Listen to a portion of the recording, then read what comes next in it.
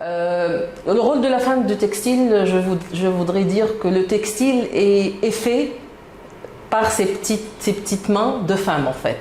L'avancée de ce secteur, puisque par nature, le textile compte 80-85% de main-d'œuvre femmes entre opérateurs et entre cadres. Donc oui, je dirais que c'est cette présence féminine, c'est elle qui drive aujourd'hui la croissance de ce secteur.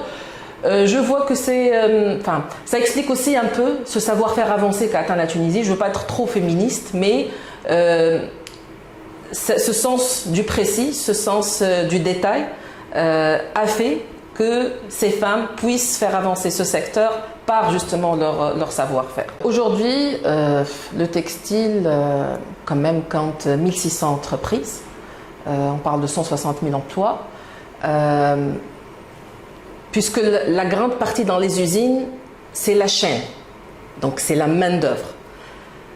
C'est vrai que la présence majoritaire des femmes, on la trouve dans les chaînes de production. Par contre, ce qu'on voit de plus en plus, c'est qu'en matière de gestion de carrière, le textile offre des opportunités très élevées pour ces femmes. Donc aujourd'hui, dans nos usines, on a beaucoup de cas d'opératrices qui ont commencé comme simples opératrices sur les machines et qui se trouvent aujourd'hui chefs de chaîne, qui se trouvent aujourd'hui dans les laboratoires qualité, qui se trouvent aujourd'hui dans le développement et le design, malgré que la formation académique n'est pas là, mais c'est une formation terrain. Donc je dirais honnêtement qu'il y a une particularité pour le secteur textile, puisque finalement on parle de doigté, on parle de main et on parle de créativité. C'est un secteur qui offre beaucoup d'opportunités d'évolution de carrière. C'est vrai qu'en nombre, peut-être que ce n'est pas visible au niveau des cadres, ce n'est pas visible, ça évolue, c'est en train d'évoluer. Aujourd'hui, dans nos universités, je dirais qu'il y a beaucoup plus de filles que de garçons. Pour la partie ingénieur textile, pareil. Je ne pense pas qu'il y a quand même une restriction ou une réserve ou des limitations en amont, pas du tout. Et c'est pas, je visite beaucoup de clients de par mon travail et je rencontre beaucoup de femmes à différentes échelles de la hiérarchie.